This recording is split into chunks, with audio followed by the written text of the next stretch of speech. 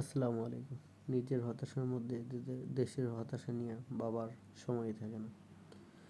আমার দেশের মানুষের মন অনেক নরম, কিন্তু পরিস্থিতি তাদেরকে কঠিন বানায়। অতীতায়নে তারা অসাধারণ। অচেনা মানুষকেও চা বিস্কিট খাওয়াতে কৃপণতা করে না। আবার বাস্তবতা এমন যে টাকা ক্ষমতার পরিচয়ে অনেক সময় মানুষকে মানুষ হিসেবে বিচার করা আমাদের কঠিন হয়ে দাঁড়ায়। এটা আমার অভিযোগ না, এটা আমার গভীর হতাশা। সরকার কাঠামো নিজে খারাপ না, সমস্যা হচ্ছে সেই কাঠামোর ভিতরে ক্ষমতা ধরে রাখা যদি সত্যি সৎ হতো, দায়িত্বশীল হতো আর ভয় বা লোভের উদ্বেগ কোনো কাজ না করতো, তাহলে দেশের এই অবস্থা হইতো না।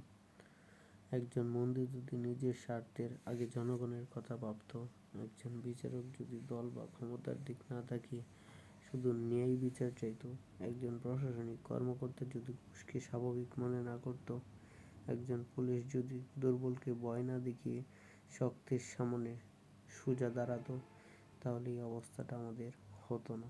আপনাদের কি মনে হয় এই পরিস্থিতি থেকে আমাদের বের হওয়া উচিত না? যদি আমরা নিজেকে একটু একটু করে সামলাতে পারি, অবশ্যই এই পরিস্থিতি থেকে আমরা বের হতে পারবো। নিজেকে সৎ থাকা, এটা ছোট মনে হলেও শক্তিশালী। ঘুষ না দেওয়া, মিথ্যা কাগজে সই না করা, অন্যায় দেখলে অন্তত স্বাভাবিক মনে না করা, এগুলো একা করলে দেশ বদলায় না, কিন্তু অন্যায়কে নর্মাল হওয়া থেকে আটকায়।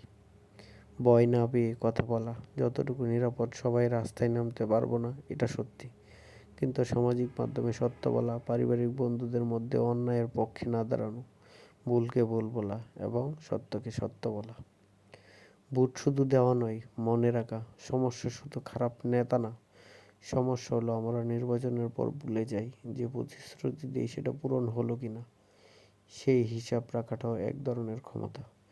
সন্তানকে মানুষ বানানো, নাগরিক না হলে দেশ বদলায় না। এটা সবচেয়ে লম্বা পথ, কিন্তু সবচেয়ে কার্যকর। একটা সৎ সন্তান মানে ভবিষ্যতের একজন সৎ কর্মকর্তা, বিচারক, শিক্ষক। সবাই এমন, এই কথাটা বলা ঠিক না। এর মধ্যে ভালো আছে, খারাপও আছে। আমাদের এই সিস্টেমটা এতটাই নষ্ট হয়েছে যে চাইলেই সহজে সোজা করা যাবে না। তোমাকে আস্তে আস্তেই এবং আমাদেরকে সবাইকে আস্তে আস্তে তা সিস্টেমে আনতে হবে। আমাদের সবাইকে এক হয়ে, সৎ হয়ে, নিষ্ঠায় হয়ে কাজ করতে হবে। তাই আমাদের উচিত প্রত্যেকের এক হয়ে সৎ থাকা, ন্যায় নিষ্ঠার হওয়া এবং মানুষের পাশে থাকা।